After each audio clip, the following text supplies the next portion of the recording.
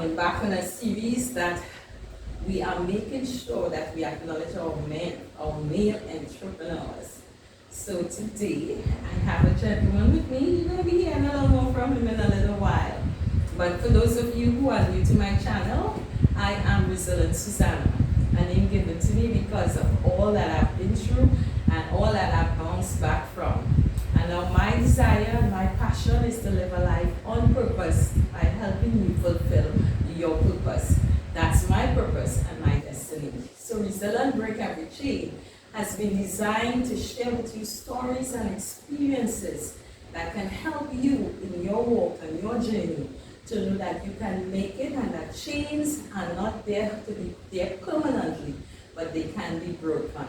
So, before any further delay, this evening I want to introduce to you this young gentleman who is with me this evening, Mr. Nigel. He is a champion indeed. And today he's going to share with you. Now we go back, way back, because you see how we big and all of that now. I can tell you his secrets, but I know him since he was a little boy because I know his mom and their family, really outstanding family in the community, and having done service through the church and so forth.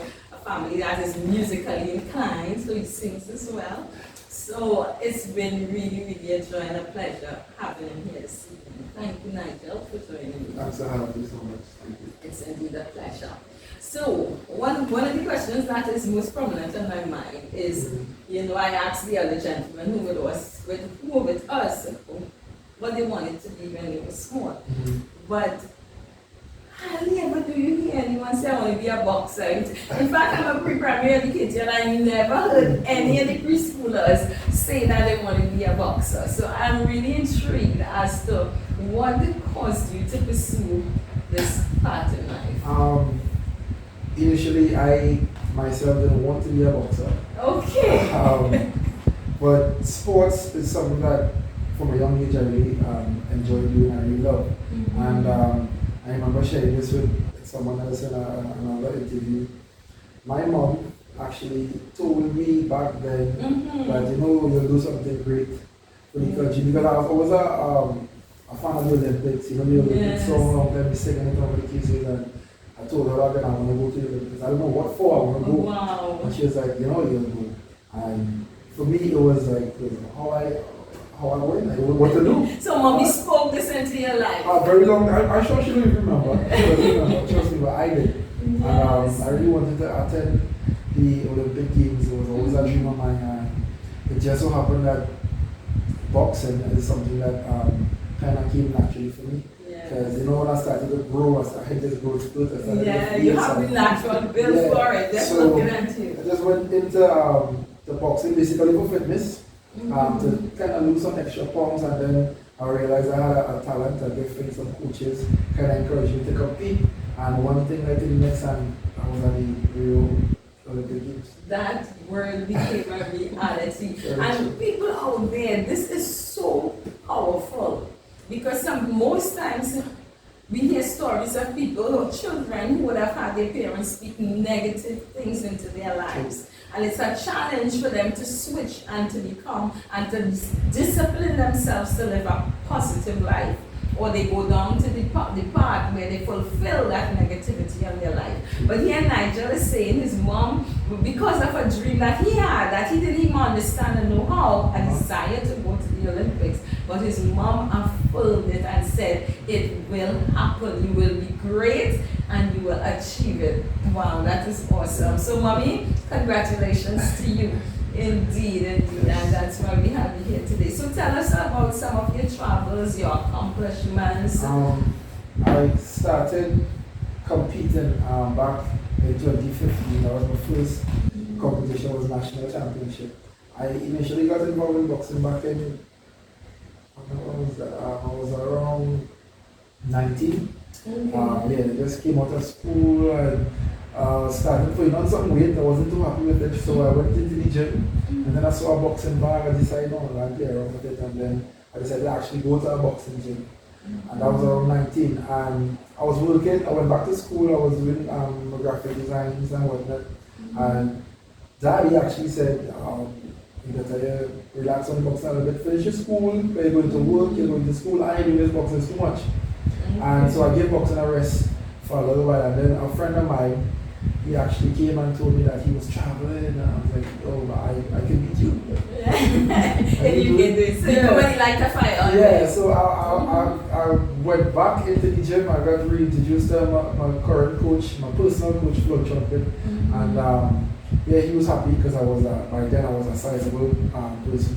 So he was like, yeah, so one punch was enough. Yeah, he said I want to train for the Olympics, and I was like, wow, Olympics, okay. I didn't believe it at first. I was like, because life, and I was like, oh, okay, no problem. And at the point in time, I was weighing like about 365 pounds. And what's your height? 6'5". Wow, so at 6'5", and that it was huge. So I started training back then in 2015. That's just around the carnival period because we had church camp. So I said, I'm on this church camp. So we went to church camp, and when I came back up, started training, very serious. My first competition was national championship, where I won gold.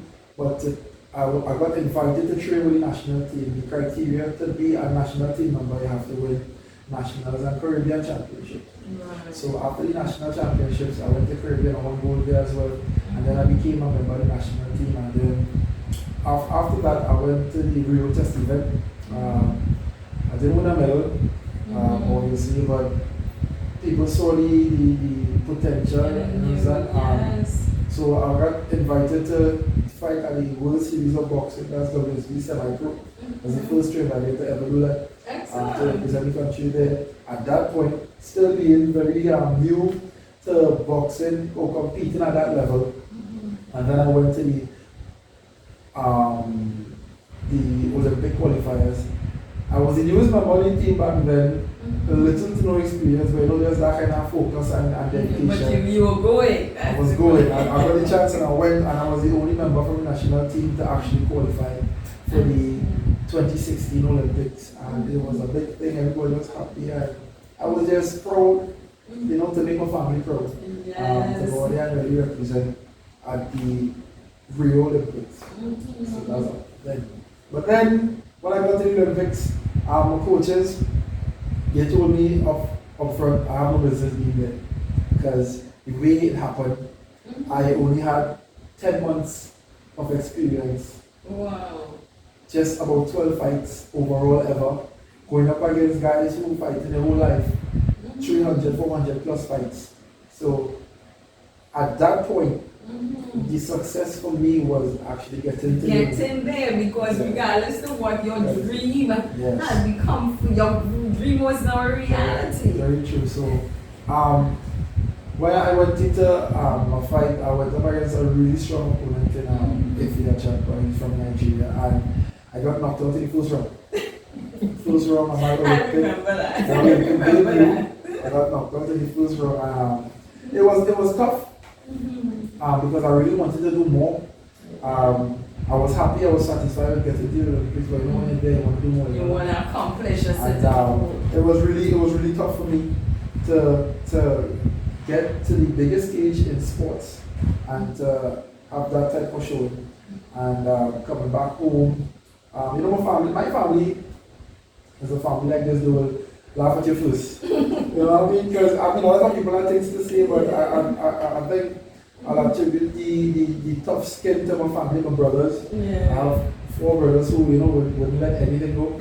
So I still love that family skin. So that kind of prepared me for the I guess the international that I will receive from the public.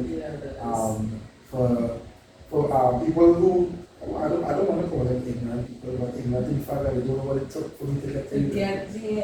And people had the words to say about me back then, but I know I kept on going, I kept on training, I know I had the potential to do big and great things, and I just kept on training. And that is your resilience story right there, because a lot of people would have encountered that, make it become a wall, absorb all the negativity that was portrayed upon you, that was deposited upon you. I remember hearing some of it and decide, I'm not going to put myself in a position like that again. And that could have been the end of your career.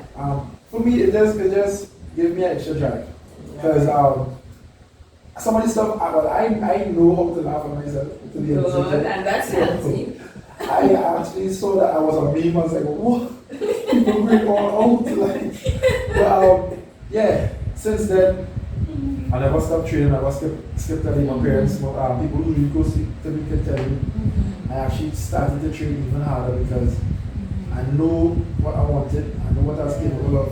And I trained really hard. And after the Olympics, success kept on coming.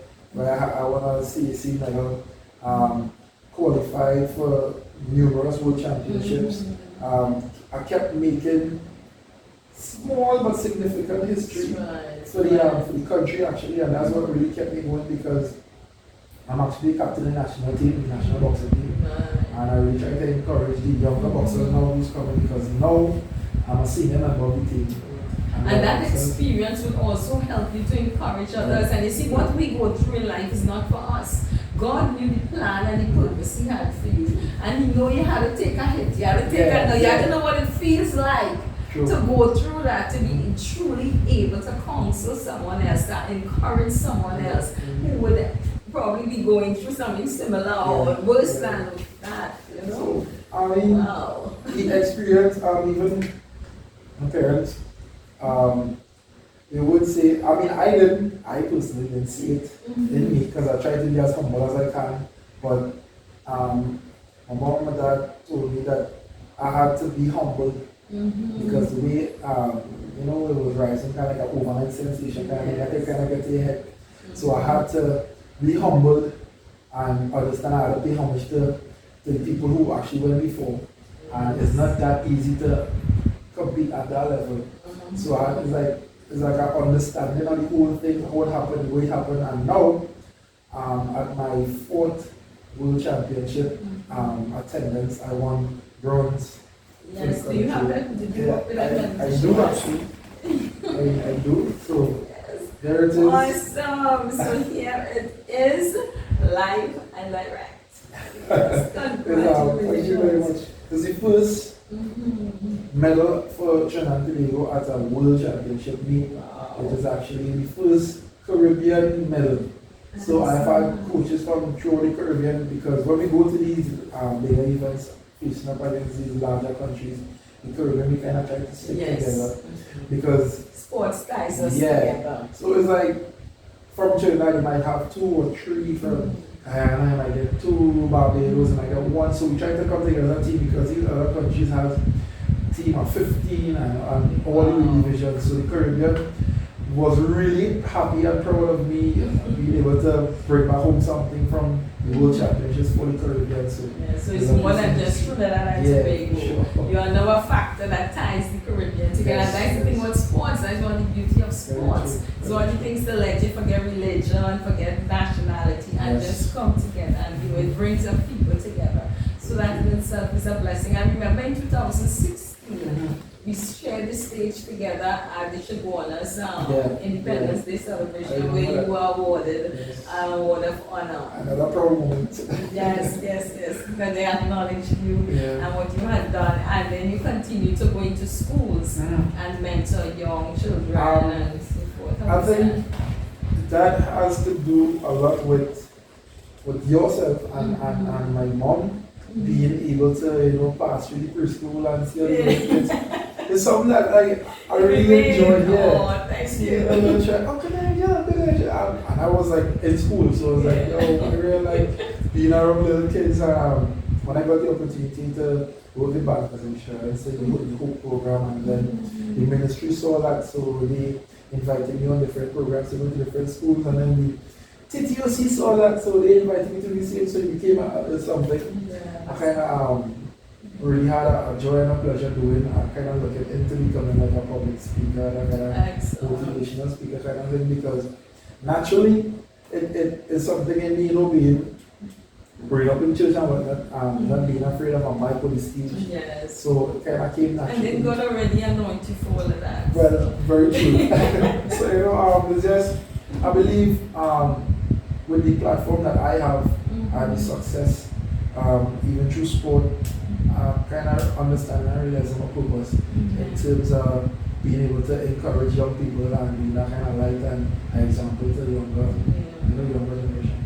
And when we look at the news and we hear of certain section of our country where young men are so much hooked on guns and violence and their lives are just taken without value and sensitivity.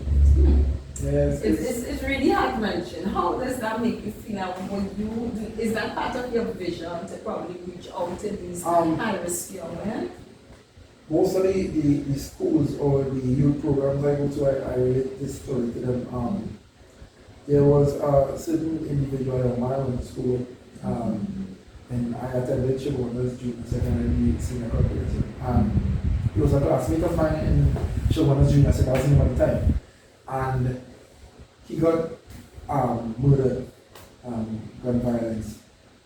Innocent, he came for somebody else and he was there at the point in time. And he tried to, as far as I understand, he tried to explain, it's not me, I just passed in and he got run down. So he wasn't even involved. And saw it coming. So I was telling another classmate of ours, kind of remember so and so, and for the life of me, the person didn't remember what I was talking about. And I was like, we were in the same class. Yes. You know what I'm saying? For 3 years we was in DC and we couldn't remember. And it really hit me that a lot of young men are being killed and forgotten within days. And I didn't want that for myself. Like honestly, I didn't want that for myself. I didn't want that for my friends. I didn't want that for my family. So I took it upon myself to really do something positive for the community through sports and really leave a mark where, I wouldn't be forgotten.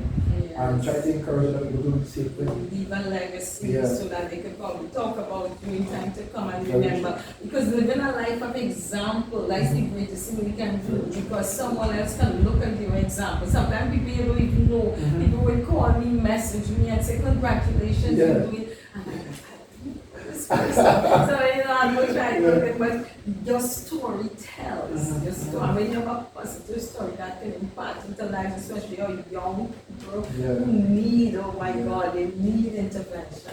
And so Nigel, I'm so proud of you. Thank you very much. It's been a pleasure, it's been a joy. Is there anything you'd like to share in addition that I probably didn't cover today? I guess basically that's it, but I really want to thank you for having me. You yourself have been a blessing to me. Like when I call you, last time I say, Auntie Susanna, I'm like, that's sweet. That's you understand that love. I heard it in your voice, and that's also you are you are personal trainer as well. That's your entrepreneurial what you're doing. Yes, we actually have a business, me and my younger brother. No Rivals is the name of the business. No Rivals. No Rivals. We for me, it kind of goes on and off with me because of how often I'm actually in Trinidad. Yeah. So he's the person who's kind of handling and running the business. So that's off to him. He's a very disciplined person as well, even more disciplined than I am. At times he can move it. You need that voice, voice. Yeah. People look at you and say, you must say, no, you're so disciplined. I was like, yo, should people learn about that? So, we have that business going. And, it's going pretty well for a while. We're involved in, obviously, Nikki, my eldest brother, he has a fitness group as well where we are the personal trainers. So he's kind of like a life coach and a personal trainer. So we have a few things going on. So outside of boxing, I'm busy, but in and around the type of competition, I kind of. Yes, you have to focus on that. So that's basically. And a lot of family, I hear a lot of what you say, family. You talk about your dad, your mom, your brothers, and that makes a difference. And we want to encourage people out there. You need to bond together with your families. That's your greatest source of encouragement. And it's never too late to start. If today is saying, really and truly, I don't have that togetherness in my family, what do you tell the people out there who probably don't have that family support? Family is is family, and the end of the time you're going to be tied together. And I believe if you don't really have that support or that unity in your family, I think that you should be the person to extend it. Excellent. If you want that to happen, you need first. You extend that love, extend that support, and obviously it will come back to you. And you can build on that. So that's my advice. Excellent. And on that foundation, I will add a final question, which is I normally ask all my guests, what is freedom to you? That's a good question. Freedom to me, obviously, is I have a spiritual background, so I can really speak about freedom in the spiritual sense. And freedom to me is knowing who God is. Because once you know who God is, you have no limitations. Powerful. So you're able to be free. Yeah, understanding who you serve, understanding who God is in your life, nothing is impossible. So that, to me, that is absolute and actual freedom. And the chains will be broken because he's able to break every chain. Nigel, thank you so much. Yes. Well, being here this evening has been awesome. So guys, I encourage you to like, share, and subscribe to Resilient Break Every Chain, and share this video with all the young people out there, especially our young men. Let them know that they too can make it. It wasn't easy, but he did it. In spite of all that he might have had, the challenges, the negativity, it came, but he made it. So thank you so much.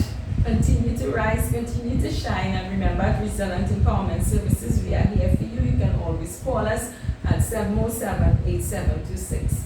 Have a great day. Bye for now.